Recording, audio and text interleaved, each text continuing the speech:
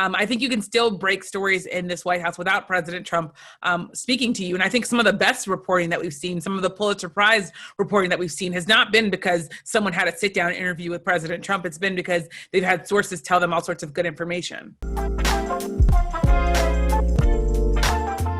So, we were talking about how you all have gotten into some very public confrontations with the president and some of his staff.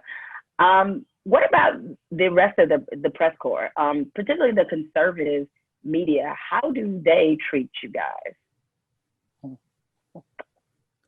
It's an interesting question because it's an interesting question because I honestly, and this is maybe April has a better answer to this, but I don't really think of myself as being treated any particular way by conservative media because I don't pay them that much attention. I don't really pay that many people an attention at all, especially in the coronavirus, because I'm so tunnel vision on what I got to do for the day that I'm not really thinking like, oh, this person was mean to me or this person's giving me a certain side eye. Like, so I can't tell you whether or not conservative reporters are looking at me and treating and wanting to treat me a certain way and liberal reporters are treating me in a certain way. I can say that I definitely have some camaraderie out of some reporters that I've become friends with, but I don't really see myself, at least for me, as being abused or being accosted by any particular reporter or any particular outlet.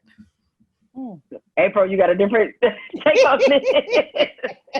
Oh, my experience is so different than Yamiche's. So before this president, during the Obama years, during the Bush years, during the Clinton years, no matter your political persuasion, you just did the story. And we weren't like conservative versus liberal or just middle of the road. It was just everybody there working. And for you to even say that is a difference for you to say the conservative reporters. The conservative reporters that I have found, some of them are okay, but some of them look at me as the enemy. And they were literally, I'm glad Yamiche has a great experience, but they were running back they were telling the administration, well, April Ryan reported this, she said this and she said that. I heard from someone who used to work in the administration just this weekend. And I'm like, I don't take tea for the fever. And one thing about me, if I like you, if I don't. And I keep it 100 all the way, because for me, it's a life or death issue. And I don't play these games with people. And if you don't like me, let me know. Or if I feel you don't like me, I'm gonna leave you alone. But I've heard too much that I supposedly had said, or I had done in our little area where we are. I don't have time for that. I don't need anyone spying on me. I'm a grown woman. I'm 53 years old. And just go on and just say it, let a sister know where you are. But, it's at the end of the day, the unfortunate thing is I'm perceived as a liberal journalist, not just a straight down the road journalist. And there are people in that press corps who, no matter what this president does, they support him in their thought, in their questions, and in their writing or reporting. It's not all sides of the story. It's one side, the Trump side. And I'm considered the enemy. So is that different than, just to explain to people, how different that is to now than how it kind of used to be? I equate that as a sports journalist. There's a cardinal, rule, no cheering in the press box. That's what we say when we cover games, right? But you go to certain areas, I covered college football for a while, where especially if you were down south, and there were people who would be obviously cheering in the press box, and we were all looking like, this is bizarre. Okay, but, yeah, can talk you about say that Fox difference. News? Can you say Fox News? Oh, you mean state? I call that state-run TV. I do too. Yeah. Mm-hmm. Okay. Mm-hmm. There have been stories that they have targeted me with stories. Right. That's not myth. It's not conjecture. It's fact. I've had, was it Tucker Carlson's little paper or whatever it is, target me. I've had Breitbart target me. I am a target. They consider me a character. I'm a human being, who has a job as a straight up and down journalist and an analyst who comes to it from what I have seen and understand in my sourcing that is second to none over 23 years to bring to the story. But they can't stand that I am not in line with what this president wants. And I'm never going to be in line with anybody. Look, Barack Obama, I was told when Barack Obama was president, someone said, one of his cabinet people said, yeah, you get a pass from all the black press. They said, there's one that's tough and she's fair. And he was talking about me. I got along with every person. They understood that I was going to ask the issues. But for whatever reason, this president and this conservative media feels that I'm a problem. But I take it as a badge of honor. Hey. Do you feel some kind of way about that, Yamiche, at all? Because, I mean, you too also are a target, and you're somebody that conservative media likes to make the center of the story. And I guess that's why I asked you how the conservative media treats you all when you're in that setting, because many of the networks or the media outlets they represent use you all to generate content. So yeah, I really, maybe it's because I don't pay people that much attention, but because I think that I really try to like avoid negative energy. So I really face to face have not, no one's ever tried me. Maybe it's because I just feel like I look at people and I'm like, I'm at work. Like what? Like, so I feel like for me, I just don't have like those. That. She's like that. Right. Like April could say it. Like, I'm like, I talk to April and I kiki with April on the phone. But like when I'm in the pest room, I'm on deadline. I'm thinking like, I got to do stuff. I'm not really. So if they are doing stuff or saying things, it just literally goes over my head. I will say when it comes to Fox News, obviously they are a network. The president loves to be on that network. It's his favorite network after a couple, maybe other even more conservative ones. But there are some correspondents there that are really trying to do a fair job. And I'll call out John Roberts as one.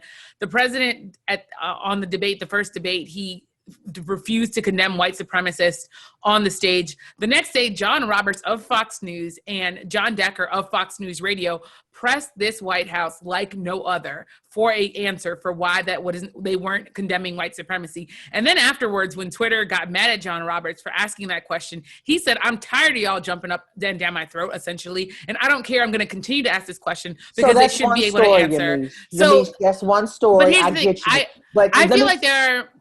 I feel like there, of course, is Fox News, the like opinion journalists and there, of course, is the arm of Fox News that does all sorts of stuff that's problematic. But there are some correspondents that work for Fox News that are trying to be fair. Some of them.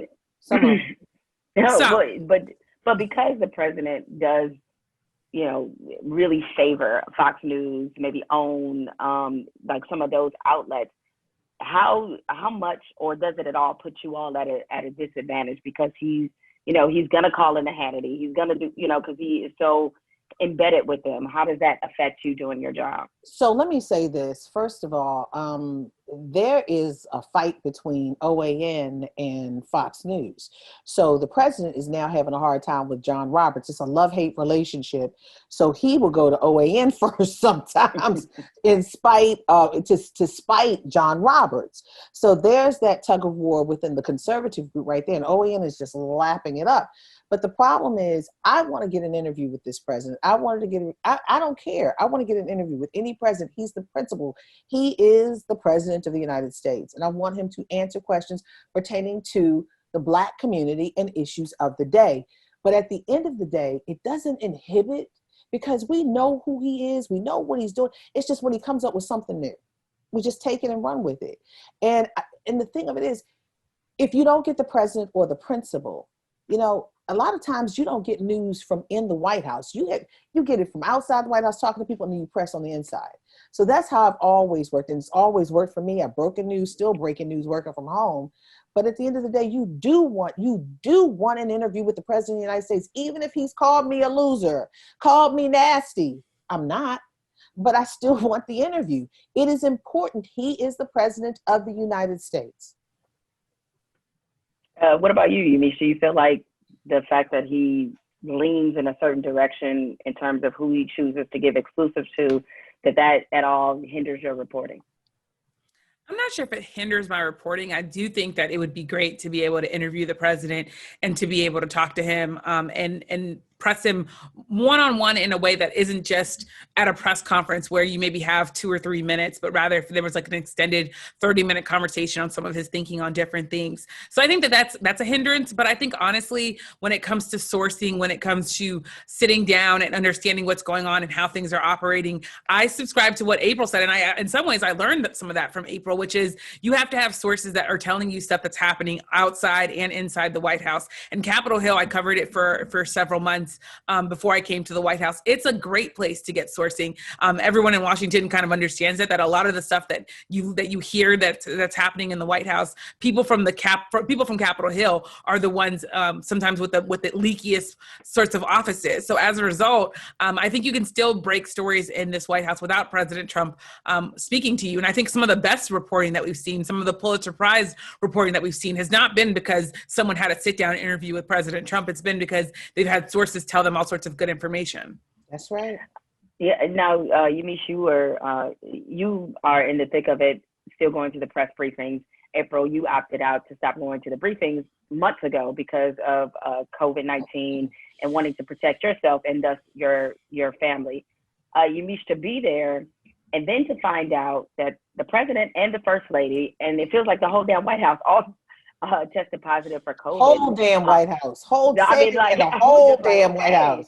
As a journalist who also is trying to not just do your job but stay safe, just tell me what that felt like once you found out that COVID-19 had abruptly parked inside of the White House.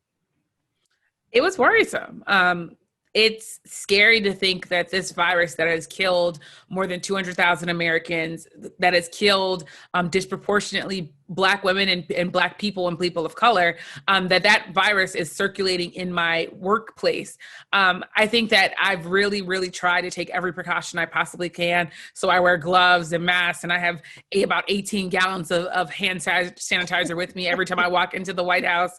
And and part of the reason why I literally have this tunnel vision is because I don't stand next to people. I don't want you to be near me. I don't want to be near you. I want to be in a little booth by myself.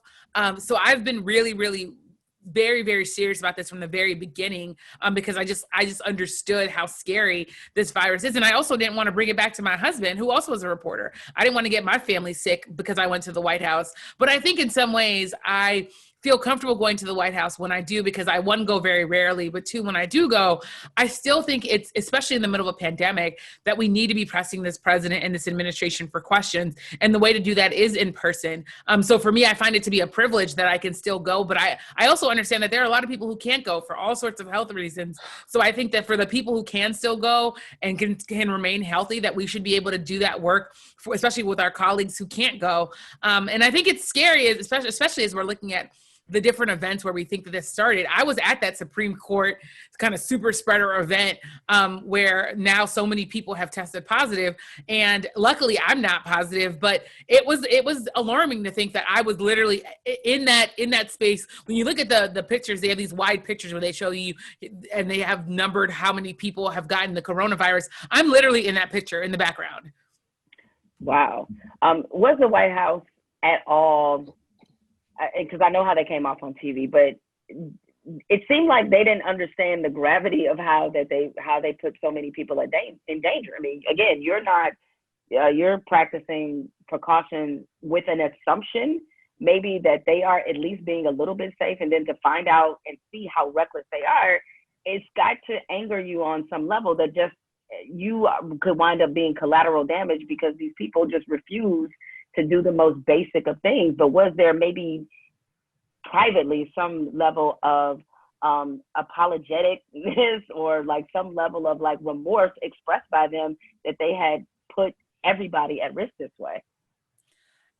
In my experience, there wasn't any of that, but that's also because the president, in wanting to hold these events, the president in wanting to not wear a mask, he was setting a culture and an example for the rest of the White House. So there are a lot of people who weren't wearing masks at the White House. There are a lot of people who are standing shoulder to shoulder.